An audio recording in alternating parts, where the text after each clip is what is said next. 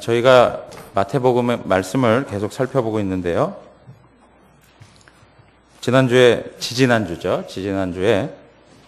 예수 그리스도의 제자라면 주님이 가신 그 길을 따라가야 한다라고 말씀을 드렸습니다. 왜냐하니까 세상은 소망이 없고 세상은 항상 그 결론이 죽음이기 때문에 주님을 따르는 그곳에는 항상 생명이 있고 그 가운데는 영생이 있기 때문에 세상과 주님을 따르는 것에 분명한 차이가 있기 때문에 주님을 우리는 따라가야 한다라고 말씀을 드렸습니다. 정말 주님의 제자로서 주님을 따라가야 되는 그러한 삶을 살아야 되는데, 오늘 우리가 읽었던 그 본문의 말씀을 통해서도 주님의 제자로서 우리가 어떤 신앙의 내용들을 지니고 가야 하는지에 대한 그런 설명들을 우리에게 해주고 있습니다. 그 첫 번째가 무엇이냐니까, 성도는 예수님의 제자입니다. 제자는 스승을 따르는 사람이라는 것이죠. 따르는 삶이 있어야 한다는 것입니다. 23절에 보면 배에 오르심에 제자들이 따랐더니 이렇게 말씀하고 있습니다. 우리 한글 성경에는 앞에 접속사가 빠져 있습니다. 그러나 헬라어 원문만 보더라도 카이라고 하는 접속사가 붙어 있습니다. 어떻게 설명될 수 있는 것이냐면, 앞에 이야기하신 다음 그리고 배에 오르심에 이렇게 설명할 수 있는 것입니다. 그런 다음 배에 오르심에 라고 말을 할 수 있는 것입니다. 그러니까 예수님께서 22절에서 나를 따르라 이렇게 이야기하시죠. 나를 따르라 해놓고 그리고 배에 오르셨다 이렇게 얘기하시는 것이죠. 이야기는 뭐냐면, 예수님께서 제자들에게 나를 따라와라 라고 말씀만 하신 게 아니라 따를 수 있는 기회를 주시는 것이죠. 그래서 제자들로 하여금 자신을 따라올 수 있도록 촉구하시는 실질적 행동을 보여주시는 모습을 우리에게 설명해주고 있는 것입니다. 사랑하는 성도 여러분, 제자는 스승을 따라가는 사람입니다. 그러다 보니까 스승을 닮게 되어 있습니다. 제자는 스승을 닮게 되어 있어요. 그의 생각과 그의 마음과 그의 삶의 태도, 이런 모든 것들을 담게 되어 있습니다. 제가 어제 그 장례식장에 가서 하나 보면서 참 하나님 하시는 게 참 신기하다, 그런 게 뭐냐니까, 물론 저의 모습에도 그런 게 있습니다. 우리 안현경 집사님이 한 10여 명, 이렇게 10분 정도 되는 분들하고 같이 모여 앉아서 대화를 하시는데, 얼굴을 보니까 전부 안현경 집사님이신 거예요. 네?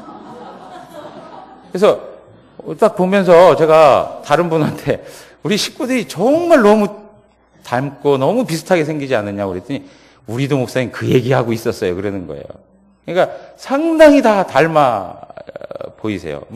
어디 갔다 이렇게 세워놔도 같이 형제지간이다 할 정도로 그 특징이 있고 다 있단 말이에요. 저도 이제 우리 아이가 보면 시키지도 않았는데 팔자걸음 걸고, 시키지도 않았는데 행동이 비슷한 부분들이 많아요. 왜 그렇습니까? 끊임없이 같이 보며 자라기 때문에 그런 부분들이 그냥 닮아가는 것이죠. DNA가 있는 거예요, DNA. 그러니까 우리가 예수님의 제자다라고 하는 것은 예수님의 DNA가 우리 가운데 있는 거예요. 그래서 예수님을 따라가는 그런 일들이 결국에는 예수님을 닮아가는 모습이 되는 거예요. 오늘 제자들이 따랐더니 이렇게 얘기하고 있는 거예요. 제자들은 따르는 존재.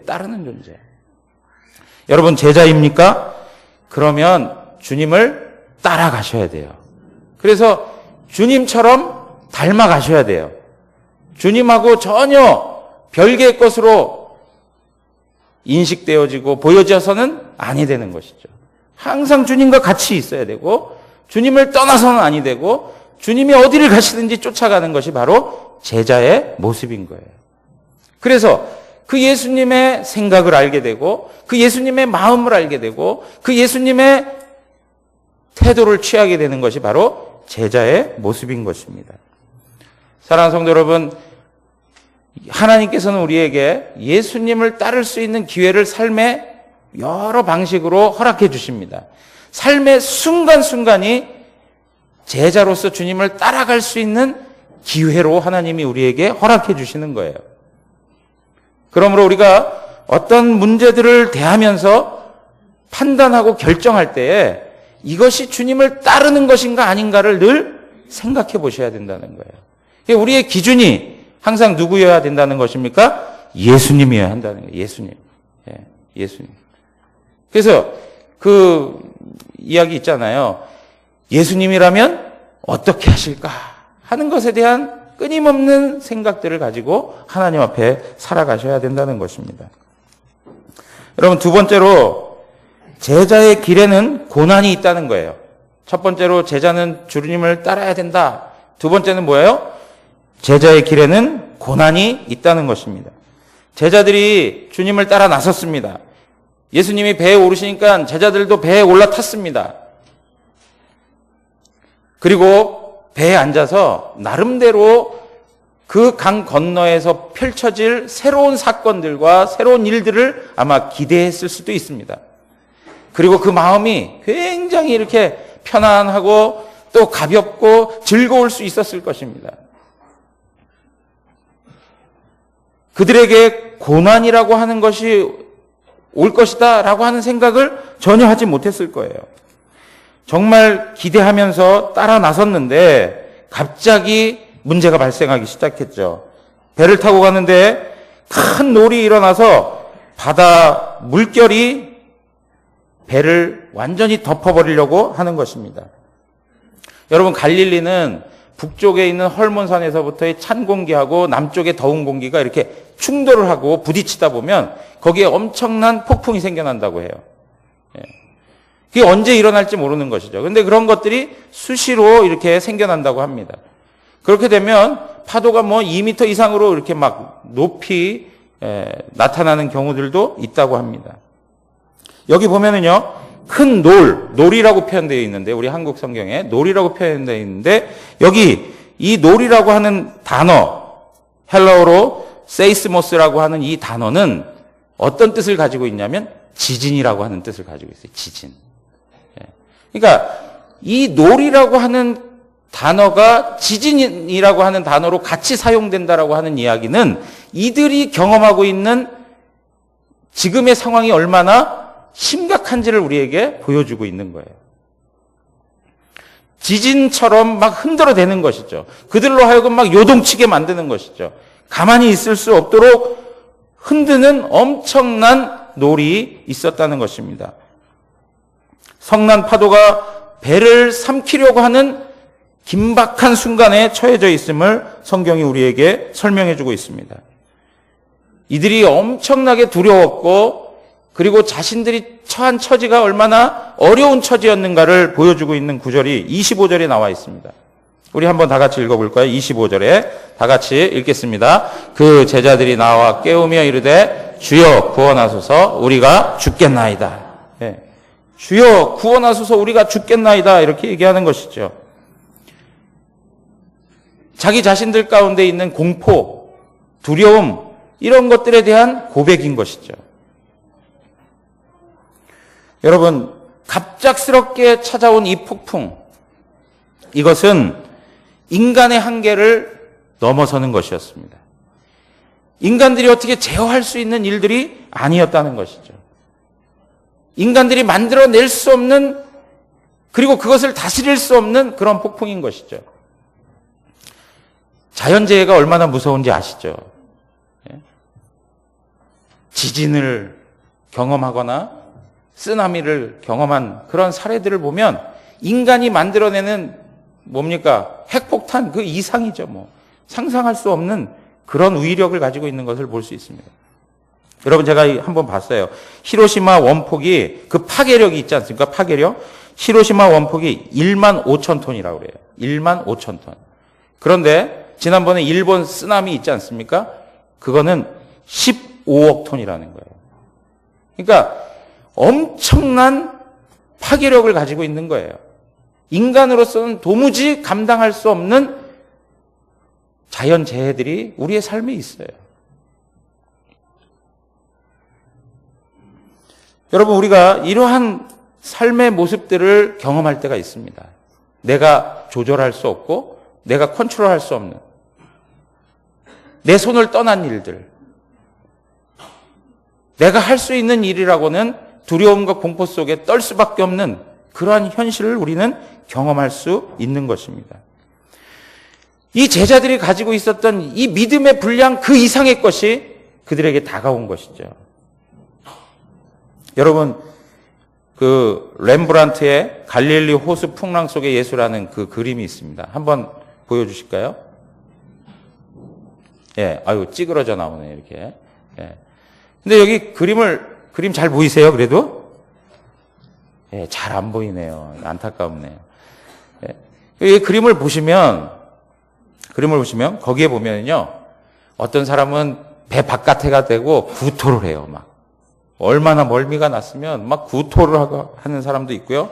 어떤 사람은요, 이 어려움에서 뭔가 좀 해보려고 돛을 잡고 막 힘겨운 싸움을 하고 있는 사람들도 있어요. 그리고 어떤 사람들은요, 완전히 이제 막 그 절망해가지고 자포자기 해가지고 힘을 쫙 빼고 늘어뜨린 사람들이 있어요. 그리고 더 웃긴 건 뭐냐면요, 예수님의 멱살을 잡고 있는 사람이 있단 말이에요. 예? 예수님의 멱살을 잡고 있는 사람이 있어요. 여러분 보십시오.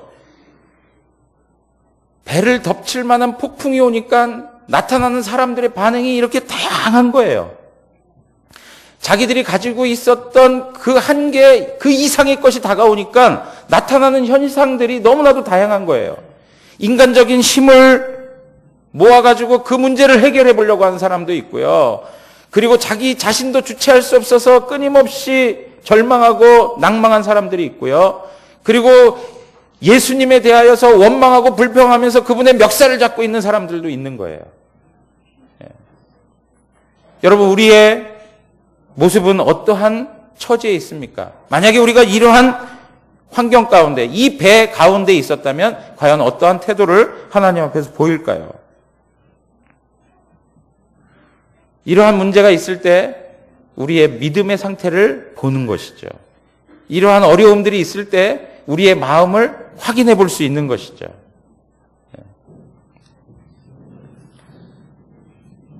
사랑하는 성도 여러분, 우리의 삶에 폭풍이 찾아올 때가 있습니다. 관계의 폭풍, 경제적인 폭풍, 생명을 위협하는 건강상의 그런 폭풍이 찾아올 때가 있어요. 신앙적으로 회의와 침체 가운데 빠져서 끊임없이 헤어나오지 못하는 그런 폭풍이 우리 가운데 있어요. 주님을 믿는다는 그것 때문에 핍박과 박해를 받으면서 끊임없이 어려움을 당하는 그런 인생의 폭풍들이 우리 가운데 있다는 거예요. 그런데 그 거대한 폭풍에 비해서 우리의 존재는 너무나도 연약하고 그 문제를 해결할 능력이 없다는데 우리의 어려움이 있는 것이죠. 그런데 오늘 성경에서 그러한 답이 없는 인생들에게 답이 있음을 설명해주고 있는 것입니다. 오늘 하나님께서 우리 인생을 붙들고 있고 특별히 주님을 따라가는 그 제자들을 하나님께서 보호하시고 그들 가운데 은혜를 베푸신다는 것을 말씀을 통해서 우리에게 확인시켜 주는 것입니다. 그래서 세 번째, 제자는 어떤 사람이냐? 예수님의 큰 권세 아래 있는 존재라는 것을 깨닫고 살아야 된다는 거예요. 예수님의 큰 권세 아래 우리가 머물고 있다는 것을 확신하고 살아야 된다. 여러분, 오늘 이 배의 모습을 보면, 오늘 말씀에서 보면 제자들은 정말 죽을 지경이 되어가지고 우리가 죽겠나이다 막 이러고 있는데 예수님은 뭐하고 계세요? 예수님은 주무시고 계세요. 이 그림에서는 예수님은 앉아 계신데 예수님은 주무시고 계세요. 동그라미까지 쳐주시네요. 네. 자, 그런데 보세요. 예수님이 주무신다라고 하는 것을 한번 생각해 보세요. 성난 파도와 힘겹게 싸움을 하고 있는 그러한 제자들과는 달리 두려움과 공포 가운데에서 떨고 자신들이 죽을 처지에 있다는 것을 한탄하며 있는 제자들과는 달리 그 전에 예수님께서 뭐라고 말씀하셨어요? 인자는 머리 둘 곳이 없다, 이런 말씀을 하셨어요. 인자는 머리 둘 곳이 없다라고 하셨던 그 예수님이 그 현장에서 잠을 취하고 있다는 것입니다. 이것은 우리에게 무엇을 말씀해주고 있느냐면, 아무리 세상이 요동치고 우리의 삶을 흔들어 놔도 하나님을 따라가는 하나님의 사람들은 하나님의 보호하신 가운데에서 평안을 누릴 수 있다는 것입니다. 하나님의 평안이 보장되어 있는 사람들이라고 말씀해주고 있는 것입니다. 빌립보서 4장 6절에서 7절에 보면 아무것도 염려하지 말고 다만 모든 일에 기도와 간구로 너희 구할 것을 감사함으로 하나님께 아뢰라. 그리하면 모든 지각에 뛰어난 하나님의 평강이 그리스도 예수 안에서 너희 마음과 생각을 지키시리라. 우리의 마음이 지켜지면 그 모든 일들을 이겨 나갈 수가 있습니다. 우리의 마음이 위축되고 우리의 마음에 두려움이 생기면 우리는 힘겨운 싸움조차 할 수가 없습니다. 하나님께서 우리의 마음을 지켜주시고 그 가운데 평안을 주셔야만 우리는 회복될 수 있습니다. 요한복음 14장 27절에 가서 보시면 다 같이 한번 읽겠습니다. 14장 27절. 평안을 너에게 끼치노니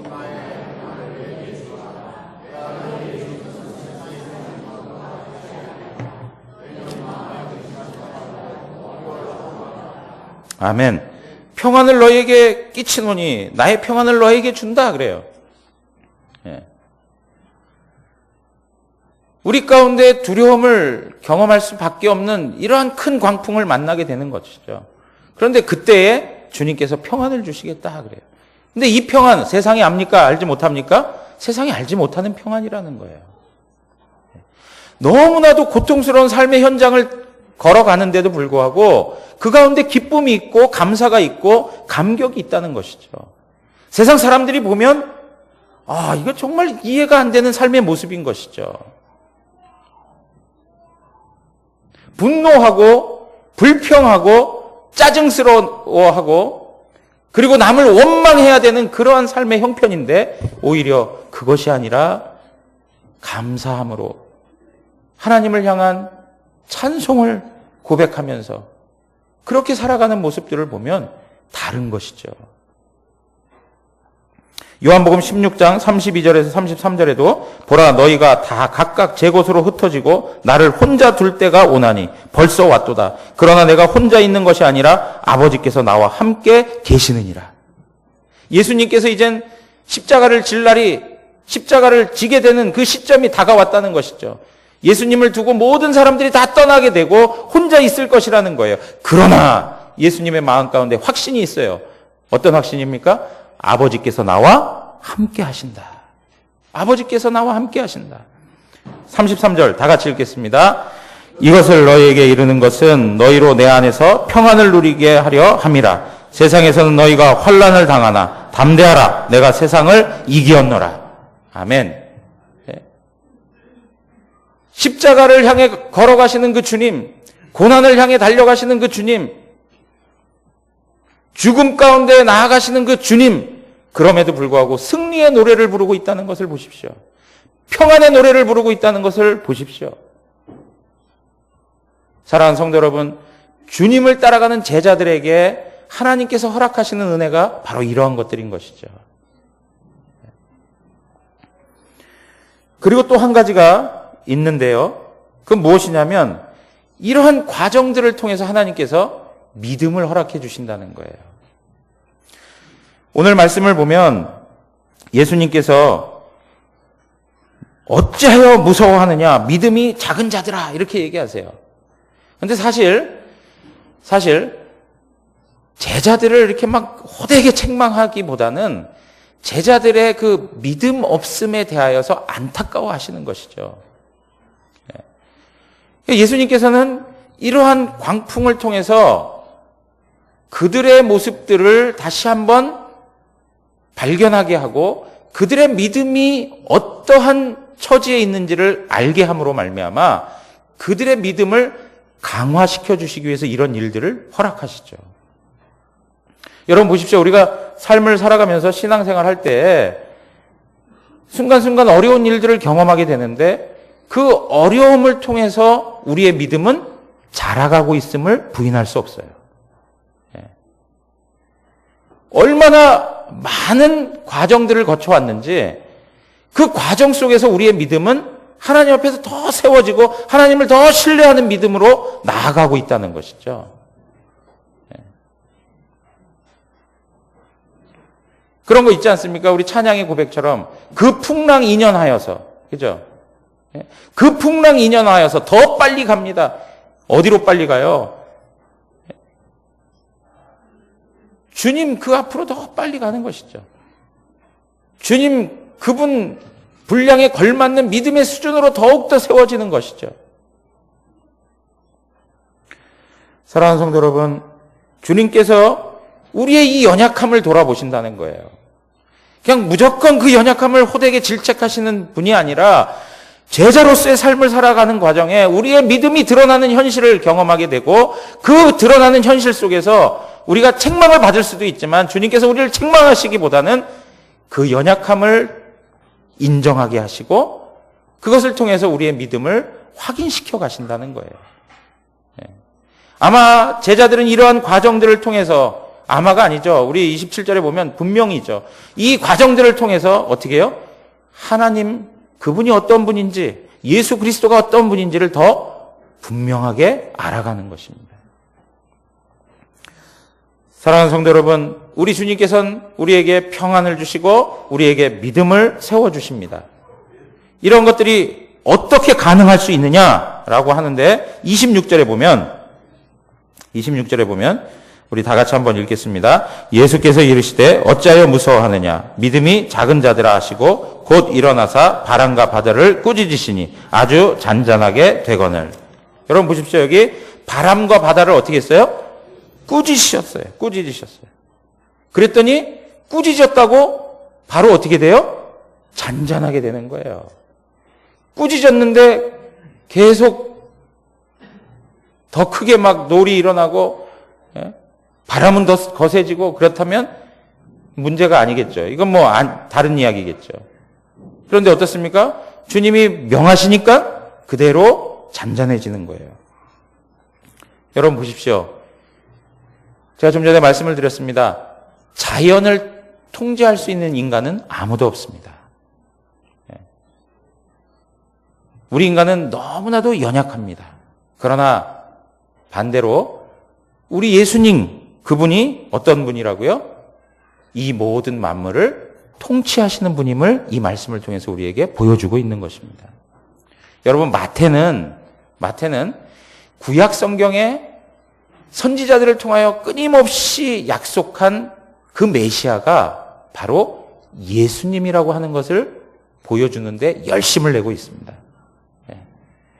그러니까 우리가 마태복음을 읽어갈 때 놓치지 말고 계속 간직하고 기억해야 될 것이 무엇이냐니까 마태는 구약 성경에 말씀하셨던 구약 성경을 통해서 약속하셨던 그 메시아가 누구라고요? 예수님이다라고 하는 것을 보여주고 있는 거예요.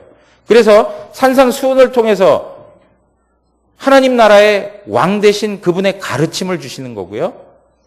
그리고 8장에서 9장 여러 가지 기사와 이적을 통해서 뭐예요? 그분이 메시아임을 우리에게 소개해주고 있는 것입니다. 사랑하는 성도 여러분, 이러한 예수님의 자연을 통치하시고 자연 모든 만물을 다스리는 그 사건을 보면서 우리 가운데 무엇이 고백되어져야 되느냐면 예수님은 하나님의 아들이라 하는 거예요. 이제 그 다음 본문에 나타나는 거 보면 거라사의 그 귀신 들린 일들 그 사건 속에서 그 귀신 들린 자가 뭐라고 얘기하냐면 예수님을 두고 하나님의 아들이라 이렇게 고백을 합니다. 아들이라. 여러분 그러므로 여기서 우리가 고백해야 될 것, 우리 예수님이 바로 창조주가 되시고 우리 예수님께서 모든 만물의 주관자가 되신다. 그것을 우리에게 보여주고 있는 것입니다. 그렇기 때문에 그분이 우리에게 평안을 주실 수 있고, 그렇기 때문에 그분이 우리에게 믿음을 세워주실 수 있다는 것이죠. 에베소서 1장 21절에서 22절에 보면 우리 한번 다 같이 읽겠습니다. 모든 통치와 권세와 능력과 주권과 이 세상뿐 아니라 오는 세상에 일컫는 모든 이름 위에 뛰어나게 하시고 또 만물을 그의 발 아래에 복종하게 하시고 그를 만물 위에 교회의 머리로 삼으셨느니라. 아멘. 여러분 보십시오. 여기 뭐라고 나와 있습니까? 하나님께서 이 세상의 모든 통치와 권세와 능력과 주권, 앞으로 오는 그 모든 것들도 누구의 발 아래요? 예수님의 발 아래에 두게 하셨다는 거예요. 예수님께서 모든 만물의 으뜸이 되시고 뛰어난 주권자가 되신다는 것을 말씀해 주고 있어요. 예수님보다 높으신 분이 있습니까? 없습니까? 없다는 거예요. 가장 높으신 그분이 우리가 따르고 우리가 섬기고 우리가 믿고 의지하는 예수 그리스도라는 것입니다. 사랑하는 성도 여러분, 한 사람을 죽었다가 살리는 것도 굉장한 능력이죠. 이 세상에서는 할 수도 없는 능력입니다. 그러나 모든 우주 만물이 그분의 말씀 하나로 움직인다는 것은 더더욱 놀라운 것이죠. 제가 지난번에 한번 말씀드렸죠. 우리 가운데 허락된 기적 가운데에서 가장 큰 기적이 뭐라고요? 말씀으로 천지를 창조하신 거예요. 말씀으로 천지를 창조하신 거예요. 그것만큼 큰 기적이 어디 있습니까? 그런데 말씀으로 창조하실 뿐 아니라 말씀으로 모든 만물을 다스리시고 보존하신다는 거예요. 이런 부분에서 우리 인간의 형편이 참 안타까운 건 뭐냐면 오직 인간만이 그 권세 앞에 불복종하고 살아간다는 데 안타까움이 있어요. 모든 것들이 하나님을 찬양하고 하나님의 말씀 앞에 수종들고 그 말씀 앞에 그대로 순종하여 하나님의 영광스러움을 드러냈는데 우리 인간만이 그 말씀을 배척하고 그 말씀에 길을 막고 그리고 죄악으로 가는 우리의 모습들을 보면 참 인간이 가장 악한 것이다. 이렇게 생각되는 것이죠. 사랑하는 성도 여러분, 우리가 주님을 따라가도 되는 이유가 무엇이냐니까 우리 주님에게 이런 놀라운 권세가 있기 때문에 그렇다는 거예요. 우리에게 평안을 주시고 우리에게 믿음을 세워주실 뿐 아니라 우리에게 생명을 허락해 주시는 분이 바로 예수님이세요. 그러니까 주님 따라가다가 죽어도 어떻게 돼요? 괜찮은 거예요. 괜찮은 거예요. 주님 따라가다가 죽어야 돼요. 그래도 사는 거예요. 그래도 사는 거예요. 우리 그런 얘기 많이 하잖아요. 우리가 어떤 큰 어려움을 당할 때 보면 이런 말 많이 하지 않습니까? 까짓 거 뭐 죽기밖에 더 하겠어? 이런 얘기 하죠. 예? 죽기밖에 더 하겠어? 죽기 아니면 까무라치고 뭐 이런 얘기도 하잖아요. 그죠? 근데 여러분 보세요. 예수 믿으면 지금도 여러분 어느 지구 한편에서는 주님을 믿는다는 것 때문에 오늘도 순교를 당하는 사람들이 있어요. 지금 이 순간에도 비참한 죽음을 맞이하는 믿음의 동지들이 있어요. 주님 따라가다 보면 죽어야 될 때가 있어요. 그런데 어떻게 해요? 죽습니까? 안 죽습니까? 안 죽어요. 안 죽어. 죽지 않기 때문에 우리 주님 따라가야 된다는 거예요. 우리가 육체적 생명을 놓고 죽음을 이야기하고 있긴 하지만 동시에 우리 안에 무슨 생각이 있어야 되냐 하면 우리가 삶을 살아가면서도 내 마음이 죽어도 괜찮다는 거예요. 내 자신이 죽어도 하나님께서 우리를 어떻게 하세요? 살려주세요. 지고는 못 사는 사람들 있죠. 손해보고는 못 사는 사람들 있잖아요. 빼앗기고는 못 사는 그런 모습들이 있지 않습니까? 근데 여러분 보세요. 줘도 되고 손해를 봐도 되고 빼앗겨도 어떻게 해요? 주님이 다 보상해 주시고 주님이 다 만족으로 우리를 이끌어 가세요. 그게 주님을 따르는 자들이 가지고 있는 신비로움이요 영광스러움이에요. 사랑하는 성도 여러분, 우리가 이러한 주님을 붙들고 살아가고 있다는 것이죠. 자, 그러면 주님이 정말 가장 큰 권세자로서 우리의 주가 되신다면 그럼 제자는 마땅히 그 주님을 주님으로 대접해 드려야죠. 주님을 주님으로 정당하게 대접하는 것이 우리 제자들의 삶에 필요하다는 것이에요. 여러분, 오늘 27절에 있는 말씀 다 같이 한번 또 읽어보겠습니다. 27절 다 같이 읽습니다. 그 사람들이 놀랍게 여겨 이르되 이가 어떠한 사람이기에 바람과 바다도 순종하는가 하더라. 놀라움을 금치 못하죠. 아니 도대체 이분이 어떤 분이기에 바다와 바람도 순종하는가? 이 모든 자연 만물이 어떻게 이분의 말씀 앞에 다 순종하는가? 막 놀라운 거예요. 자, 그러면 그렇게 위대하신 주님을 고백을 하고 정말 놀라움을 가지고 감격했다면 그 주님을 주님으로 대접해 드려야죠. 주님을 제대로 된 방식을 가지고 섬겨 드려야죠. 그런데 오늘 우리가 그 주님을 주님으로 인정하지 못하고 주님을 주님으로 대접하지 못하는 그러한 신앙의 모습들이 우리 안에 있다는 거예요. 주님인데 무엇으로 대해요? 우리의 종처럼 대해요. 주님 앞에서 내 유익을 고집해요. 나의 명예를 드러내려고 하고 나의 욕심을 챙기려고 하고 나의 뜻을 조금도 굽히지 않아요. 그 주님 앞에서 그 자연 모든 만물도 순종하는 주님 앞에서 우리의 생각, 우리의 마음, 우리의 태도, 우리가 가지고 있는 이익, 유익, 권리, 이 모든 것들까지도 내려놓을 수 있어야 하는데 절대 내려놓지 않아요. 여러분, 우리가 주님을 주님으로 인정하기보다 마치 나의 시녀인 양, 나를 위해서 항상 대기하고 나를 위해서 항상 존재하는 그런 분으로 생각한다는 거예요. 그래서 내가 어려우면 호출하고. 여러분, 우리 신앙의 이유와 목적이 무엇인지 다시 한번 하나님 앞에서 잘 생각해보는 은혜가 있기를 원합니다.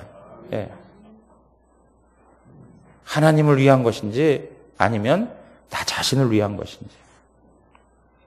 사무엘상 15장에 가서 보시면 이러한 이야기가 나옵니다. 사무엘이 하나님께서 이제 아말렉하고 전쟁을 하게 되는데 사울을 통해서 아말렉을 다 없애버리라고 합니다. 아말렉과 전쟁을 하면서 아말렉에 있는 모든 사람들 그리고 그 모든 물건들 다 없애버리라는 거예요.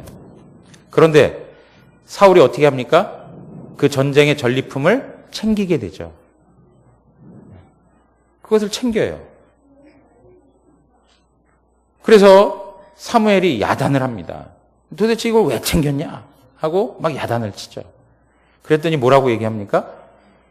하나님 앞에 제사를 드리기 위해서 좋은 것들을 모아놨습니다. 그런 식의 고백을 하는 거예요. 그럴 때 나온 유명한 말 뭡니까? 너무 잘하시네요. 순종이 제사보다 낫다라고 얘기하는 거예요. 순종이 제사보다 낫다. 여호와 하나님의 말씀을 청종하고 순종하는 것이 제사를 드리는 것보다 훨씬 낫다. 이렇게 얘기해요. 그러고 나서 그 책망을 들었는데도 불구하고 이 사울이 뭐라고 얘기하냐면 사무엘이여 나와 함께 가서 제사를 드려주십시오. 그렇게 얘기해요. 그 이유가 뭐냐니까? 다른 사람들의 이목 때문에 그렇다는 거예요. 자신의 명예 때문에 그렇다는 거예요. 자, 우리 한번 말씀을 통해서 한번 확인해 보겠습니다. 사무엘상 15장 11절. 다 같이 한번 읽겠습니다. 내가 사울을 왕으로 세운 것을 후회하노니 그가 돌이켜서 나를 따르지 아니하며 내 명령을 행하지 아니하였음이라 하신지라. 사무엘이 근심하여 온 밤을 여호와께 부르짖으니라. 22절 다 같이 읽겠습니다. 사무엘이 이르되 여호와께서 번제와 다른 제사를 그의 목소리를 청종하는 것을 좋아하신 같이 좋아하시겠나이까? 순종이 제사보다 낫고 듣는 것이 수량의 기름보다 나으니. 자, 30절이 중요합니다. 30절 다 같이 읽겠습니다. 사울이 이르되 내가 범죄하였을지라도 이제 청하옵나니 내 백성의 장로들 앞과 이스라엘 앞에서 나를 높이사 나와 함께 돌아가서 내가 당신의 하나님 여호와께 경배하게 하소서 하더라. 여러분 보십시오. 사울이 사무엘에게 가서 예배를 청하는데 그 이유가 뭐라고요? 여기 보면 내 백성의 장로들 앞과 이스라엘 앞에서 나를 어떻게 해요? 높여주십시오라는 거예요. 예. 나를 왕으로 내 체신 떨어지지 않게 좀 높여주십시오. 내 명예, 나의 지위, 나의 이름을 좀 높여주십시오 라고 하는 거예요. 사랑하는 성도 여러분, 하나님이 만군의 여호와가 되시고 모든 만물의 주권자가 되시는 그분 앞에서 여전히 타락한 인간의 본성은 자기를 챙기는 것이죠. 자기를 높이는 것이고 자기 교만을 드러내는 것이죠. 사랑하는 성도 여러분, 우리가 주님의 제자로서 주님을 따라간다라고 할 때 주님을 주님으로 대접하는가? 그냥 내 삶에 필요한 것들을 채우기 위한 하나의 이용수단으로 하나님이 등장하고 내 인생에 예수 그리스도가 함께하고 있는 것은 아닌가? 오늘 우리의 삶에 있어서 정말 하나님 그분의 영광을 위하여, 하나님 그분의 이름을 위하여 내가 예배하고 내가 하나님 앞에서 내 삶을 살아가고 있는가? 주님의 주님 되심, 하나님의 하나님 되심이 내 삶을 통해 고백되어지고 있는가? 오늘 우리의 이러한 신앙을 다시 한번 확인하는 그런 은혜가 있기를 원합니다. 하나님을 하나님 대접해드리는 것. 여러분, 교회들 가운데 항상 명분은 하나님이에요, 하나님. 제가 이민교회에서 경찰들이 출입증을 확인해야 들여다보내주고 하는 그런 교회, 끊임없이 법적인 싸움을 했던 그런 교회에서도 있어 봤지만 전부 명분이 뭐예요? 하나님이에요, 하나님. 하나님인데 그 마음 속에 도사리고 있는 게 무엇이냐? 철저히 자기예요, 자기. 자기의 기득권을 놓칠 수가 없어요. 자기의 이익과 명예와 자기의 높아짐을 내려놓을 수가 없어요. 비참하게 싸워내야 하는 거예요. 치열하게 싸워야 되는 거예요. 그래서 결국에는 자기가 승리자가 돼야 속이 편한 거예요. 그런데 교회는 어때요?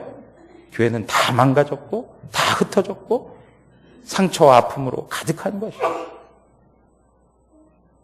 사랑하는 성도 여러분, 오늘 우리의 모습 가운데 정말 주님을 주님으로 모시고 살아가는가?